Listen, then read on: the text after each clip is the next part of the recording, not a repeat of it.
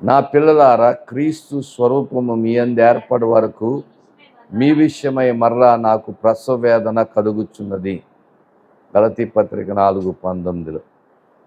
యేసు ప్రభు యొక్క స్వరూపం మనలోనికి రావాలి.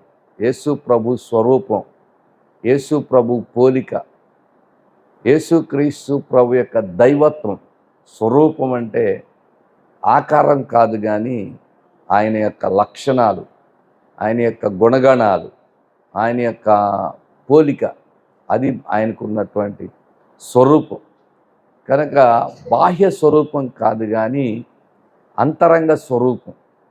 ఈ అంతరంగ స్వరూపం మనం క్రీస్తుని పోలి క్రీస్తు స్వరూపంలోనికి మనం రావాలని పౌలు భక్తుడు గలతీ సంఘానికి రాస్తూ చెప్తున్నాడు. దేవుడు మనుషుల్ని మట్టితోనే ఎందుకు చేయాల్సి వచ్చింది? విలువైన బంగారం ఉంది, అలాగనే వెండి ఉంది, అలాగే బలంగా దృఢంగా ఉండేటటువంటి ఇనుము ఉంది. అలాగనే ఇంకా మనం చూసినట్లయితే ఈ లోకంలో చాలా ఖనిజాలు ఉన్నాయి, విలువైనటువంటి ఖనిజాలు చాలా ఉన్నాయి. ఆ విలువైన ఖనిజాలతో, లోహాలతో చేయకుండా మనిషిని దేవుడు మట్టితోనే ఎందుకు చేశాడు? ప్రియ దేవుని పిల్లలారా, ఒకసారి ఒక రాజుగారు ఉన్నాడట. ఆ రాజుగారు ఆయన దేవుణ్ణి ఒక వరం అడిగాడు. ఏం వరం అడిగాడంటే, నేను ఏది ముట్టుకుంటే అది బంగారం అయిపోవాలని దేవుణ్ణి వరం అడిగాడు. ఆ దేవుడు రాజుగారికి ఆ వరాన్ని అనుగ్రహించాడు. ఆయనకున్నటువంటి చక్కటి వనంలోకి వెళ్ళి ఆ పూల వనంలో ఒక్కొక్క పువ్వుని ముట్టుకుంటా ఉంటే అది బంగారంగా మారిపోతాం. అది చూసి చాలా సంతోషపడ్డాడు. తర్వాత ఆయన తన ఇంటికి వచ్చాడు. అంతఃపురంలోకి వచ్చి రాజకుమారుడిని ఈ విషయం మర్చిపోయి ఎత్తుకున్నాడంట. ఆ రాజకుమారుడు కూడా పుట్టిన పిల్లవాడు, చిన్న పిల్లవాడు బంగారంగా మారిపోయాడు. ఎప్పుడైతే కొడుకు బంగారంగా మారిపోయాడో, ఒక బంగారపు లోహంలాగా మారిపోయాడు. ఆ పిల్లవాడిని చూసి బాధ అయిపోయింది. అయ్యో, నా కొడుకుని నా చేతులారా ఇలా చేసుకున్నాను. పోనీ ఆహారం తిందామని అన్నం పట్టుకుంటే అది కూడా బంగారం అయిపోయింది. ఇంకా ఏది చూసినా కూడా బంగారం బంగారం అయిపోతుంది. దానివలన అతనికి ప్రయోజనం అనేది లేదు. అప్పుడు అర్థమైంది.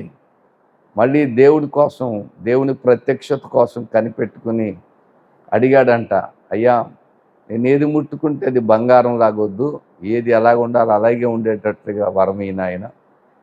ఈ బంగారం అయిపోయేటటువంటి వరం వలన నాకే ఉపయోగం లేదు అని చెప్పి దాని గురించి బాధపడి వాపోయాడంట. ప్రియ దేవుని పిల్లలారా, దేవుడు ఎందుకు వీటన్నిటితో చేయలేదు అంటే, ఆదికాండం 1వ అధ్యాయం 26వ వచనంలో చూసినట్లయితే, దేవుడు మన స్వరూపమందు మన పోలిక చొప్పున నరులను చేయుదుము, వారు సముద్రపు చేపలను, ఆకాశ పక్షులను, పశువులను, సమస్త భూమిని, భూమి మీద ప్రాకు ప్రతి జంతువును ఏలుదురుగా కానీ పలికెను. దేవుడు తన స్వరూపమందు నరుని సృజించాను. ఇప్పుడు దేవుడు ఎందుకు ఈ లోహాలతో చేయలేదంటే, దేవుని స్వరూపంతో మనల్ని చెయ్యాలి అనుకున్నాడు. ఇప్పుడు మనందరం కూడా దేవుని స్వరూపమే.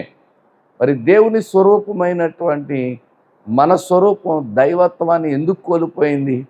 ఈ దేవుని స్వరూపంతో దేవుడు చేసినప్పుడు ఆయన ఆత్మని మనిషిలోకి ఊదినప్పుడు నరుడు జీవాత్మ అయ్యాడని వ్రాయబడి, మట్టితో తయారు చేసినటువంటి నరుని యొక్క నాసిక రంధ్రాల్లో జీవవాయువును ఊదగా నరుడు జీవాత్మ అయ్యాడు. ఈ నరుడు జీవాత్మ అయినటువంటి నరుడు దేవుని యొక్క మహిమను, దేవుని పోలికంటే అక్కడ దేవుని మహిమను కలిగి ఉన్నాడు. కాబట్టి దేవుడు తన మహిమతో మనుషుని చెయ్యాలనుకున్నాడు. ఆ మహిమను ఒక ఆకారంలో ఉంచాలి గనుక ఆయన ఒక మట్టిని తీసుకున్నాడు. ఆ మట్టి కూడా కేవలం దేవుని యొక్క ఆత్మ, దేవుని యొక్క పోలిక అందులోకి ఉండడానికి. దేవుని యొక్క ఆత్మ నాసికా రంధ్రములలో జీవవాయువును ఓదగా నరుడు జీవాత్మ. కనుక దేవుని యొక్క ఆత్మని మనిషిలో పెట్టాలని దేవుడు ఆ నాసికా రంధ్రంలో దేవుని యొక్క ఊపిరిని ఊదాడు. మనిషి బ్రతకడం మొదలుపెట్టాడు. అయితే ప్రియ దేవుని పిల్లలారా, ఈ దేవుని పోలికలో ఉన్న మనిషి ఏమైంది అంటే, సాతానుడు ఎప్పుడైతే మనిషితో మాట్లాడాడో, ఆ మనిషితో మాట్లాడినప్పుడే మనిషి తన యొక్క పోలికను పోగొట్టుకున్నాడు. ఆ పోలిక ఏం పోలిక అంటే దేవుని పోలికను పోగొట్టుకున్నాడు. దేవుడు మొట్టమొదటిగా ఆజ్ఞాతిక్రమమే పాపం అని చెప్పబడినటువంటి ఆజ్ఞాతిక్రమం ఏదేను తోటలో జరిగినప్పుడు దేవుడు ముగ్గురిని పిలిచాడు. మొదటగా అడుగుతున్నాడు ఆదాముని, ఆదామా, నేను తినద్దన్న పండు ఎందుకు తిన్నావు? ఇదిగో నీవు నాకు సహకారంగా ఇచ్చినటువంటి అవ్వమ్మ ఈ పండు తినమని నన్ను ప్రేరేపించింది అన్నాడు. అవ్వమ్మను పిలిచాడు. అవ్వమ్మ, నువ్వెందుకు పండు తిన్నావు? సాతాను నన్ను మోసం చేసింది అన్నాడు. సాతాన్ని పిలిచాడు. కనుక మొట్టమొదటి కోర్టు అక్కడ, ఆ కోర్టులో ఈ ముగ్గురిని నిలబెట్టినప్పుడు దేవుడు ముగ్గురికి 3 రకాల పనిష్మెంట్స్ ఇచ్చేసాడు అక్కడ. అప్పుడు ఎప్పుడైతే ఆ సాతాను యొక్క మాట విన్నారో దేవుని పోలిక పోయింది. గుర్తుపెట్టుకోవాలి, మనం దేవుని పిల్లలుగా అపవాది స్వరం ఎప్పుడు కూడా వినకూడదు. అపవాది మన హృదయంలోనే ఇది నిజమా అని అనిపిస్తూ ఉంటాడు. ఆ రోజు ఏదేని తోటలో ఇది నిజమా అని వాళ్ళతో మాట్లాడాడు.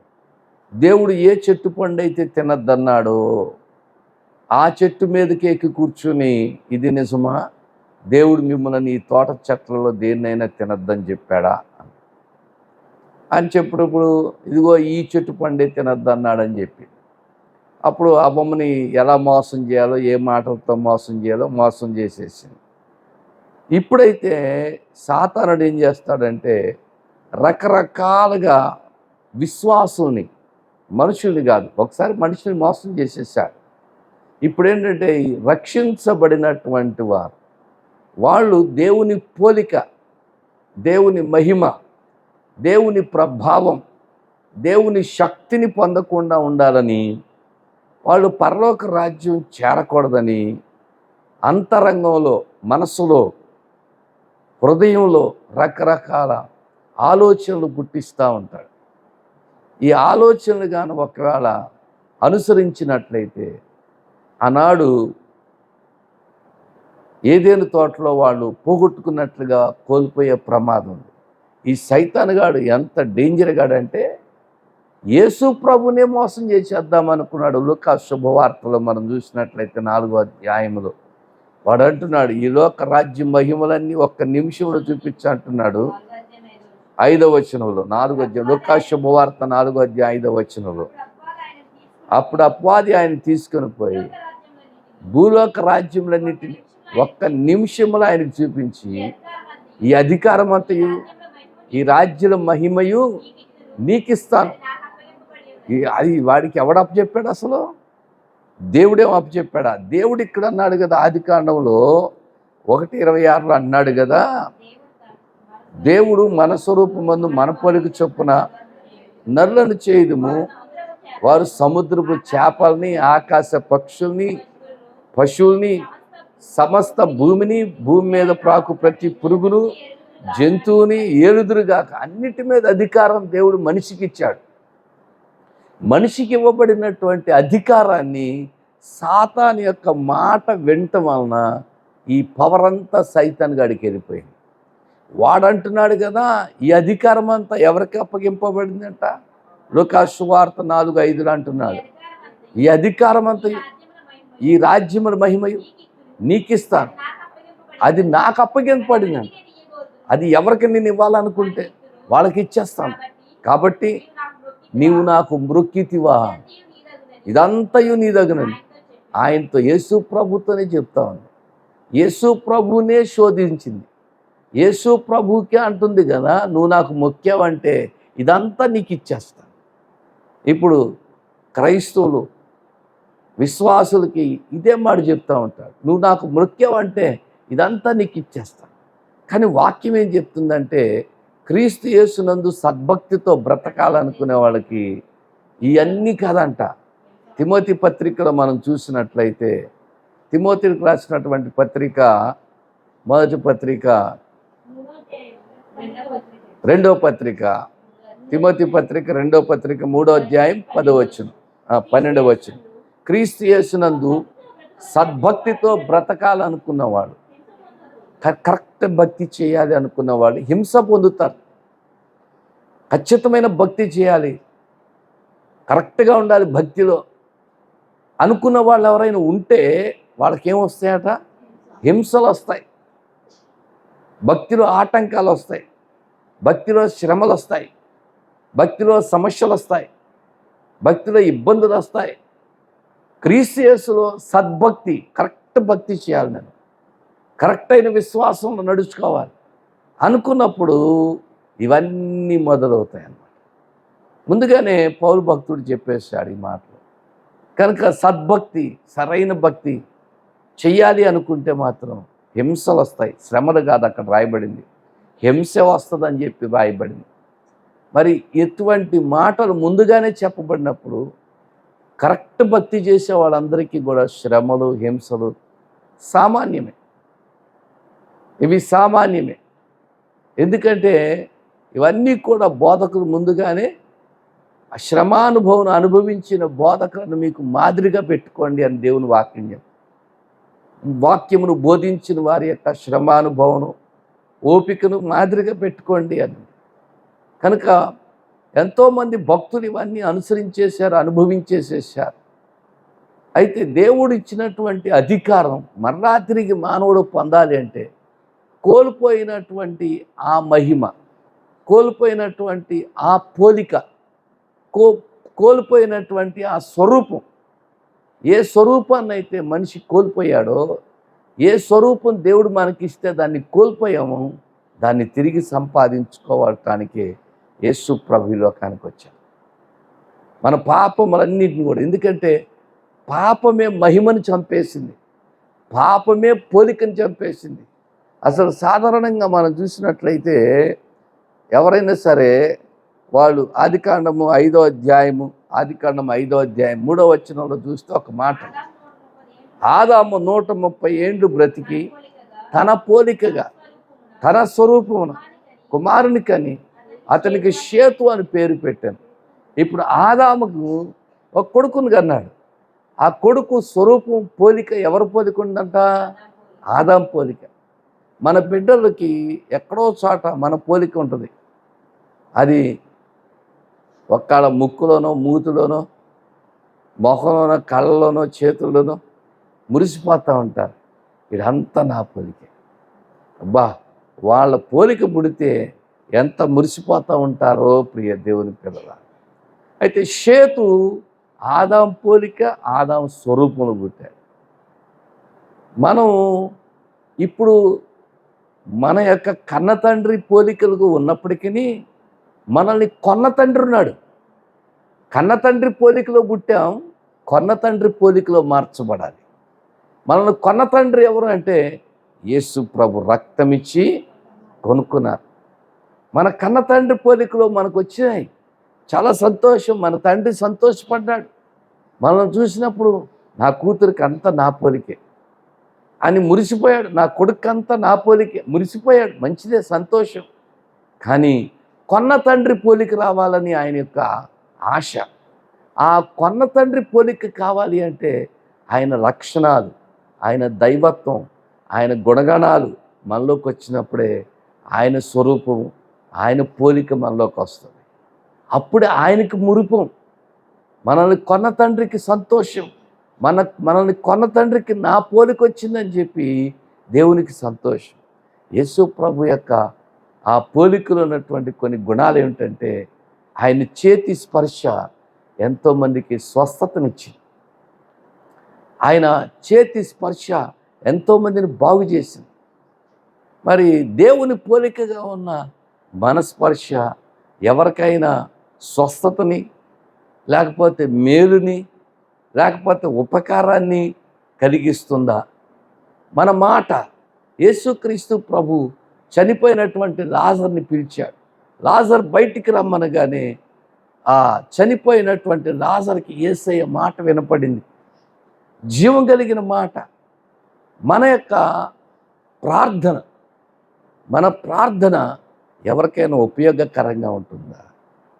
యేసుక్రీస్తు ప్రభు చేసిన ప్రార్థనే అనేక మంది స్వస్థపరచబడడానికి గల కారణం.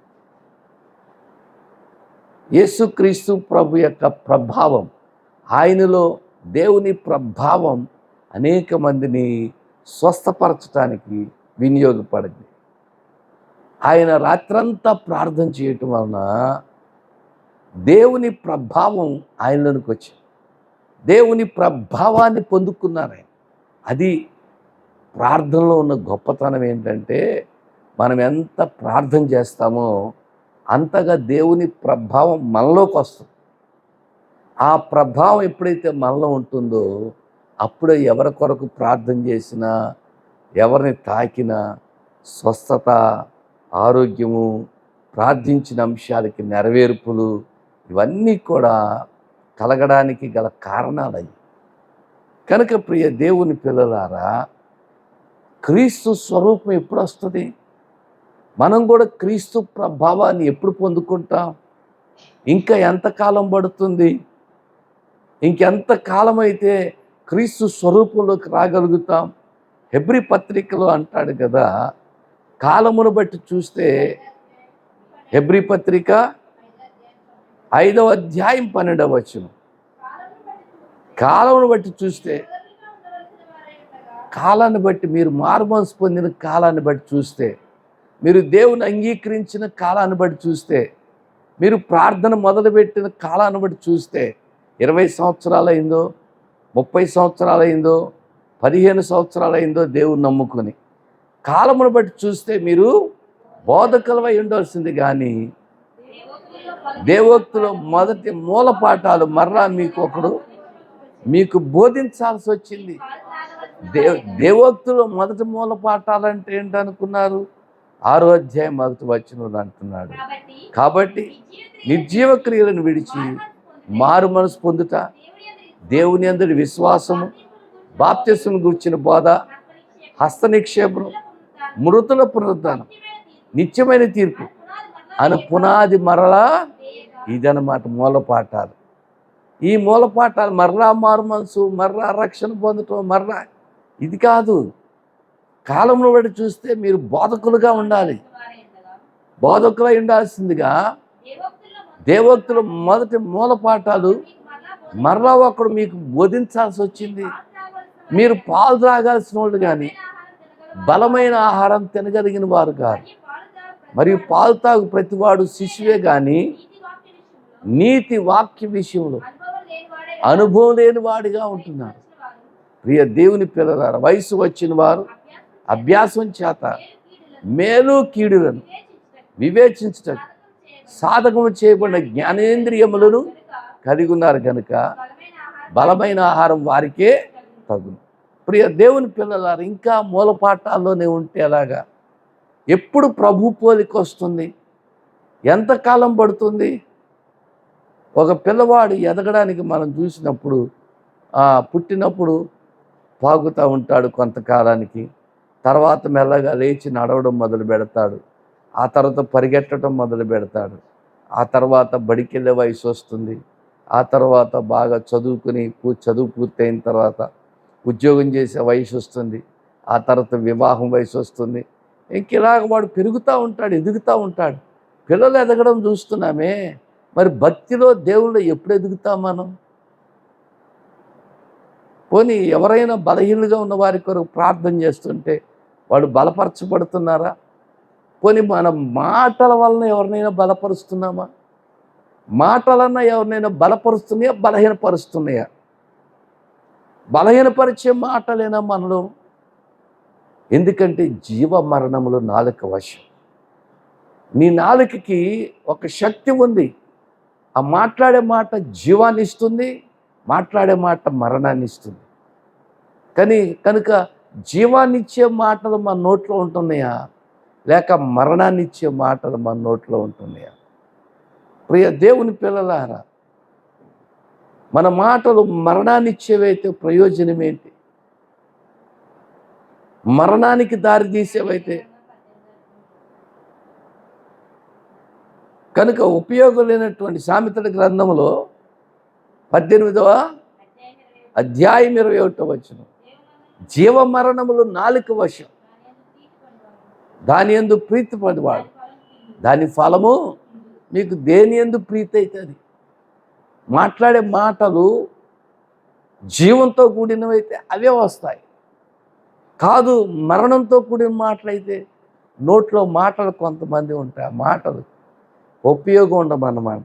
జీవం మరణకరమైన మాటలు ఉపయోగం ఉండవు.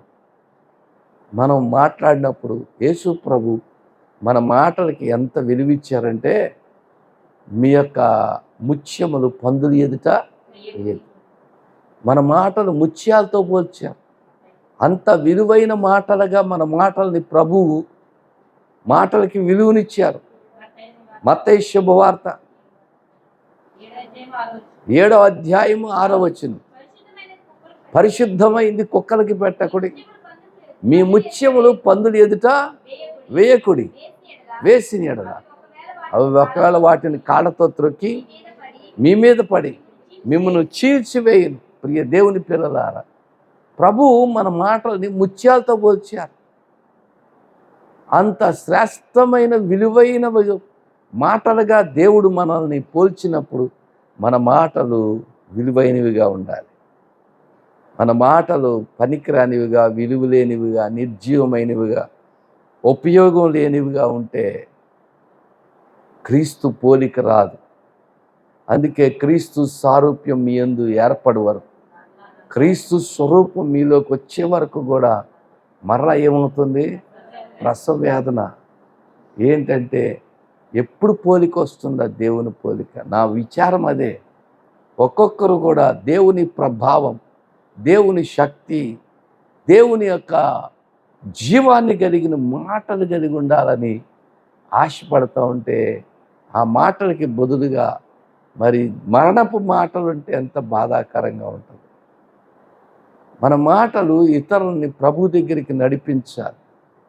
మన మాటల్లో జీవం ఉంటే వాళ్ళు ఎటువంటి వాళ్ళైనా ప్రభు దగ్గరికి నడిపించబడాలి. ఎంతోమంది వాళ్ళ ప్రాణాలు కోల్పోతున్నారు. ఒక అమ్మాయి మొన్న ఒక యూట్యూబ్లో చిన్న వీడియో పెట్టింది.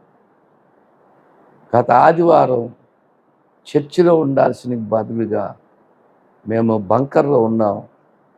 ఆ బంకర్లో ప్రతి సమయంలో కూడా మాకు హెచ్చరికలు వినబడతా ఉన్నాయి. జాగ్రత్తగా ఉండండి, బాంబులు పేలుతూ ఉన్నాయి, ఎవరు కూడా బయటికి రావద్దు, మీ ప్రాణాలకి ముప్పు తెచ్చుకోవద్దని వాళ్ళు హెచ్చరికలు చేస్తూ ఉంటే, ప్రతి సమయంలో మా ప్రాణాలు అరచేతులు పెట్టుకుని గుండెలు కొట్టుకుంటూ ఉంటే మేము అలాగే దేవుడికి ప్రార్థన చేస్తా ఆదివారం అంతా బంకర్లో గడిపాం. చర్చిలో గడపాల్సిన దానికి బదులుగా బంకర్లో గడిపాం. అయితే దేవుని కృప మమ్మల్ని దేవుడు సజీవులుగా ఉంచాడు అని ఆ అమ్మాయి ఎంతో బాధతో, వేదనతో ఆ యూట్యూబ్లో మాటలు పెట్టింది. మనకి ఎంత అవకాశం దేవుడిచ్చాడు, ఎంత మంచి సమయాన్ని దేవుడిచ్చాడు, ఎంత మంచి సహవాసంగా దేవుడు మాకు ఇచ్చాడు. అయితే చాలామంది ఆ గల్ఫ్ దేశాల్లో ఉన్న వాళ్ళు ప్రార్థనకి వెళ్ళే అవకాశం లేక బయట యుద్ధ వాతావరణంలో భీతిడిపోయి బయటికి రాకుండా బంకర్లోనే సమయాన్ని, కాలాన్ని గడుపుతూ ఉన్నారు. ఆ విలువ ఆ భయాందోళనకు గురైపోయినటువంటి వాళ్ళకి తెలుస్తుంది. భయాందోళనకు గురైపోయి ప్రాణాలు అరచేతిలో పెట్టుకున్న వాళ్ళకి తెలుస్తుంది. అప్పటికి మరి ఇరాన్ దేశంలో ఇంచుమించుగా 800 మంది ప్రాణాలు కోల్పోయారు. పిల్లలేంటి, పౌరులేంటి, అధికారులేంటి, సైన్యమేంటి, 800 మంది చనిపోయారని వార్తలు. ఇటువంటి పరిస్థితిలో దేవుని కృప మన పట్ల ఎంత హెచ్చుగా ఉంది. మనం ప్రభు పోలికలకు రావాలి. మనం తాకితే అనేక మందికి స్వస్థత రావాలి. మనం మాట్లాడితే జీవం రావాలి. అది ప్రభు పోలిక అంటే. జుట్టు పెంచేసుకొని లేకపోతే అంగీలు వేసుకొని తిరగమని చెప్పడం. అది ప్రభు పోలిక కాదు. ప్రభు పోలిక అంటే దైవత్వం, దైవ లక్షణాలు. యేసుక్రీస్తు ప్రభువులో ఎటువంటి లక్షణాలు ఉన్నాయో, ఎటువంటి దైవత్వం ఉందో అటువంటి లక్షణాలు, అటువంటి దైవత్వం మనలోనికి రావాలి. అది కావాల్సింది. మరి ఎంతకాలం పడుతుంది? ఇంకా ఒక గొంగళి పురుగుకి సీతాకోక చిలుకలుగా మారటానికి కొంత టైం పడుతుంది. ఆ కొంత టైంలో అది మెల్లగా ఆ గొంగళి పురుగు ఆకులు తింటా దాని యొక్క ఆకారాన్ని మార్చుకోవడం కోసం అది నిద్రావస్థలోకి వెళ్ళి కొంతకాలం నిద్రావస్థలో ఉండి ఆ తర్వాత చక్కటి అందమైనటువంటి రంగురంగుల సీతాకోక చిలుకగా అందులో నుంచి బయటకు వస్తుంది. దానికి కొంత టైంలో అది మారుతుంది, దాంట్లో మార్పు వచ్చేస్తుంది. మన జీవితాలకి ఈ యొక్క నిద్రావస్థలో ఉన్నటువంటి లేక మన జీవితాలు ఎంతకాలానికి ప్రభు యొక్క పోలికలోకి మారుతాం, ప్రభు యొక్క మహిమలోకి మారుతాం. ఎన్ని వాక్యాలు వింటున్నాం, ఎన్నో ప్రార్థనలు చేస్తున్నాం, రోజులు గడిచిపోతూ ఉన్నాయి, ఆయుష్కాలం తరిగిపోతుంది, వయసు పెరిగిపోతూ ఉంది. దేవుని స్పర్శ ఎవరిలోనైనా ఉంటుందా? మనల్ని స్పర్శించిన వారు దేవుని స్పర్శను పొందుకోగలుగుతున్నారా? నేను దేవుని యందు ఆనందించగలిగింది ఒకటే, ఉదయం లెగిస్తే ఫోన్లోనో లేక ప్రత్యక్షంగానో ఎవరో ఒకరి కొరకు ప్రార్థన చేస్తూనే ఉంటాను. ప్రార్థన చేస్తూనే ఉంటాను. రోజంతట్లో కూడా ఎవరో ఒకరి కొరకు ప్రార్థన చేస్తూనే ఉంటాను. కారణం ఏంటంటే వాళ్ళకు ఉన్న నమ్మకం, ఆ విశ్వాసం.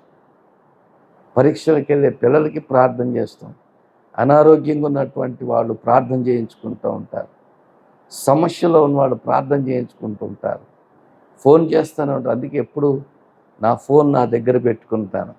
ఏ టైంలో ఎవరికి ఏ ప్రార్థన అవసరం ఉంటుందో అని ఫోన్ దగ్గరే పెట్టుకొని ఏ సమయంలోనైనా సరే ఫోన్ మోగినప్పుడు వాళ్ళ కొరకు నేను ప్రార్థన చేయటానికి సిద్ధంగా ఉంటాను. 24/7 24 గంటలు కూడా ప్రార్థన చేయటానికి సంసిద్ధత కలిగి ఉన్నాను. ఎప్పుడు అంటే మనలో ప్రభు యొక్క పోలిక, ప్రభు యొక్క ప్రభావం పొందుకున్నప్పుడు ఉన్నప్పుడు ప్రభువే అనేక మందికి ప్రేరేపణించి మన ద్వారా ప్రార్థన చేయిస్తారు. మనలో ఆ ప్రభావం లేనప్పుడు, మనలో ప్రభు పోలిక లేనప్పుడు మనల్ని ఎవరు అడగరు ప్రార్థన చేయమని. మనల్ని ఎవరు కూడా ప్రార్థన చేయమని అడగరు. గుర్తుపెట్టుకోండి, ఎంత ఎక్కువ మంది నిన్ను ప్రార్థన చేయమని అడిగితే అంతగా ప్రభు యొక్క పోలికలోకి వస్తున్నావని అర్థం. అసలు నిన్ను ఎవరు అడగడం లేదంటే ప్రభు పోలిక ఏమాత్రం కూడా లేదని అర్థం. ప్రభు పోలిక నీలో ఉంటే ప్రభువే అనేక మందిని ప్రేరేపించి నీ ప్రార్థన ఆశ్రయించే వాళ్ళుగా చేస్తారు.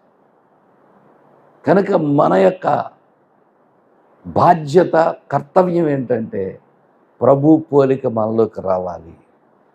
మనం ప్రార్థన చేస్తున్నప్పుడు ఆ ప్రార్థన శక్తి మనలోనికి రావాలి. ఆ ప్రార్థన శక్తి చేత మనం నింపబడినప్పుడు ఆ ప్రార్థన దేవుని శక్తిని మనలో నింపుద్ది, ప్రభు ప్రభావంతో మనల్ని నింపుద్ది. అందుకే చూడండి, యేసు ప్రభు యొక్క వస్త్రపు చెంగు తాకింది ఒక ఆమె. అప్పుడు ప్రభు అడుగుతున్నారు, ప్రభావము ఆయనలో నుండి బయలు వెళ్ళిందంట. ప్రభు అడిగారు, నాలో నుంచి ప్రభావం వెళ్ళింది. నన్ను ఎవరు తాకారు?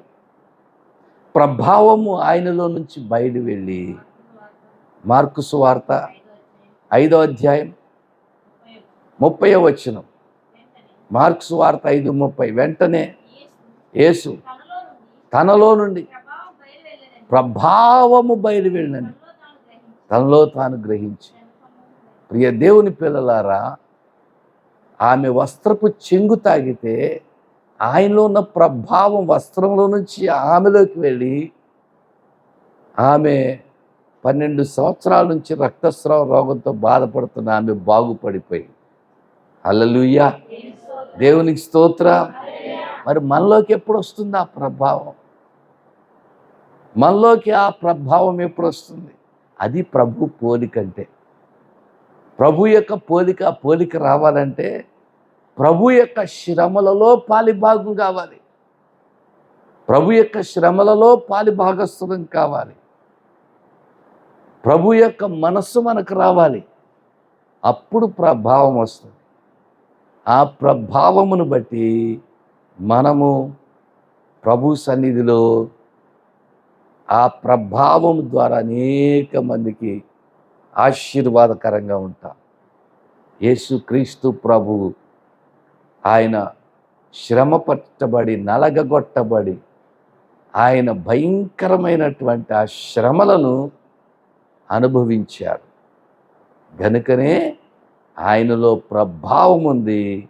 ఆ ప్రభావము మనుషుల్ని స్వస్థపరిచింది, బాగు చేసింది. ఇప్పటికీ కూడా ప్రభు ప్రభావం పనిచేస్తానే ఉంది. హల్లెలూయా, దేవునికి స్తోత్రం. హల్లెలూయా. ఆ ప్రభావం మనలో పనిచేస్తుందా? ఆ ప్రభావం మనలో ఉందా? మన మాటల ద్వారా ఎంతమంది ప్రభుని తెలుసుకున్నారు? మన మాటల ద్వారా ఎంతమంది రక్షణలోకి వచ్చారు? మన మాటల ద్వారా ఎంతమంది దేవుని తెలుసుకోగలిగారు? నీ మాటలో ప్రభావం ఉంటే ప్రభుని తెలుసుకోగలుగుతారు. ప్రియ దేవుని పిల్లలారా, ఫిలిప్పీ పత్రిక 2వ అధ్యాయం 7వ వచనం మరొకసారి చదువుకుందాం. మనిషి పోలికగా పుట్టి దాసుని స్వరూపం ధరించి తన్ను తానే రిక్తునిగా. ప్రియ దేవుని పిల్లలారా, ఇక్కడ మనిషి పోలికలోకి వచ్చాడు ఆయన. మన పోలికలోకి వచ్చారు. మన పోలికలోకి వచ్చిన దేవుడు దాసుని స్వరూపం ధరించుకున్నాడు.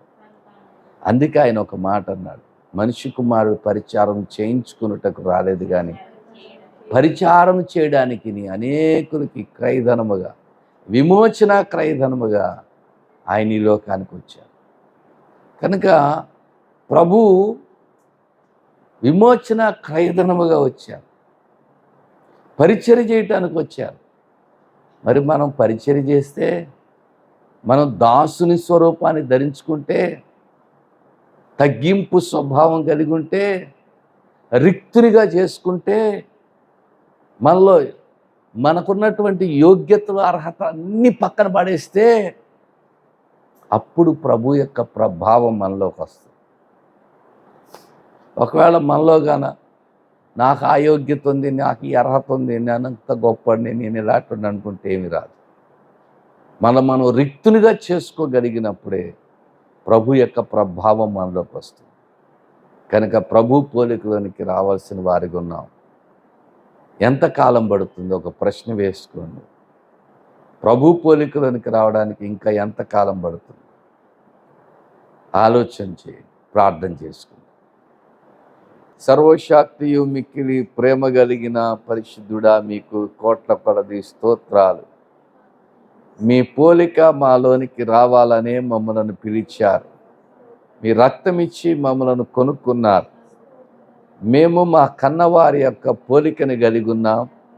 అయితే మమ్మలను కొన్నటువంటి మీ పోలిక మాకు రావాలని మీ యొక్క ఉద్దేశమైంది గనుక మీ యొక్క రక్తమును మా కొరకు క్రయధనముగా చెల్లించి మీ ప్రాణాన్ని ధారబోసి మమ్మలను కొనుక్కున్న దేవుడు గనక స్తోత్రాలు చెల్లిస్తూ ఉన్నాం. మేము మీ సొత్తైన ప్రజ గనుక మీ పోలిక, మీ ప్రభావం, నాయన మీ రూపం, స్వరూపం మాలోనికి రాగలుగునట్లుగా సహాయం చేయండి. ఈ యొక్క శ్రమకాల ధ్యాన కూడికల్లో మీరు ఎలా నలగగొట్టబడ్డారో ధ్యానిస్తున్నాం. మీరు ఎలాగ ప్రభు అవమానపరచబడ్డారో, ఎలాగ శ్రమలను సహించారో, ఎలాగ ప్రభు శ్రమలను భరించారో, మేము కూడా మాకెదురయ్యే శ్రమలు, మాకెదురయ్యేటటువంటి శోధనలు, మాకెదురయ్యేటటువంటి పరిస్థితులన్నిటినీ కూడా ఎదుర్కోగలిగినటువంటి శక్తిని దయచేయమని, మీ ప్రభావముతో మమ్మల్ని నింపుమని ప్రార్థన చేస్తున్నాను. క్రీస్తు యేసునందు సద్భక్తితో బ్రతకాలనుకుంటే హింసలు వస్తాయన్నారు. ప్రభువా, మాకు ముందుంచినటువంటి ఎంతోమంది బోధకులు ప్రభువా ఇలాంటి హింసలన్నీ అనుభవించారు. మా జీవితంలో ఎదురయ్యేటటువంటి పరిస్థితుల్ని తట్టుకోలేకపోతున్నాం. మీ చేతులకు అప్పగించుకుంటున్నాం. మీరే సహాయం చేయండి ప్రభువా. మీ చేయి పట్టుకుని నడిపించండి ప్రభువా. అయ్యా, ఇంకింత మట్టుకు చాలు అని ప్రతి సమయంలో కూడా మా మనస్సు ఆరాటపడుతుంది నాయన. ఓ తండ్రి, ఆవేదన చెందుతూ ఉంది. ఇంకింతవరకు చాలు ప్రభువా అని రోధిస్తూ ఉంది నాయన. మీరే జ్ఞాపకం చేసుకోండి ప్రభువా. అయ్యా, మీ దృష్టి మా మీద సారింప చేయండి. మీ దృష్టి మా మీద ఉండగలటకు సహాయం చేయండి. నీవు న్యాయవంతుడవైన దేవుడవు. నీ దగ్గర అన్యాయం ఏమీ లేదు నాయన. కానీ మీరు అన్యాయపు తీర్పు పొందినట్లుగా చూస్తున్నాము నాయన. కనుక మీరు ప్రభువా నాయన మా విషయంలో సహాయం చేయండి. మీకే వందనాలు, స్తోత్రాలు చెల్లిస్తున్నాం ప్రభువా. సిలువేయము సిలువేయమని కేకలు వేశారు. వారి కేకలే గెలిచే అంటున్నాయన. సిలువకు అప్పగించబడ్డారు మా కోసం ప్రభువా. ఆ భయంకరమైనటువంటి శిక్షను భరించారు. మా జీవితాల్లో నాయన మీరు పొందినంత శిక్షను మేము అంత శ్రమను పొందలేకపోతున్నాం, పొందలేము నాయన. మీ శ్రమలను చూసే బ్రతకలేము నాయన. మీ శ్రమలనుగా నిదానించి చూడగలిగితే ఏ మనిషి హృదయం తట్టుకోలేదు నాయన. అంత భయంకరమైన శ్రమలు మా కొరకు అనుభవించినందుకు స్తోత్రాలు నాయన. మీ కృప, మీ ప్రభావం మాలోనికి పంపించి మీ స్వరూపంలోనికి మమ్మలను నడిపించి మలిచి మహిమ తెచ్చుకొనమని, విత్తబడిన వాక్యానికి ముద్ర వేయమని, కుడి వచ్చిన బిడ్డలందరినీ దీవించుమని యేసు నామములో వేడుకొని ప్రార్థన చేస్తున్నాము తండ్రి. ఆమేన్. మన తండ్రి అయిన దేవుని ప్రేమ, కుమారుడైన యేసుక్రీస్తు ప్రభు యొక్క కృప, పరిశుద్ధాత్మ దేవుని యొక్క అన్యోన్యమైన సన్నిధి, తోడు, దీవెన, కాపుదల కూడిన మనందరికీ ఆయన యందు భయభక్తులు గల వారికి సదా తోడయుండి, ఆయన పోలిక, ఆయన స్వరూపం మనలోనికి రాగలుగునట్లు పరిశుద్ధాత్మ దేవుడు మనలోండి మనకు తోడయుండి నడిపించి సిద్ధపరిచి దీవించి కాపాడునుగాక. ఆమేన్, ఆమేన్, ఆమేన్. మీ అందరికీ వందనాలు.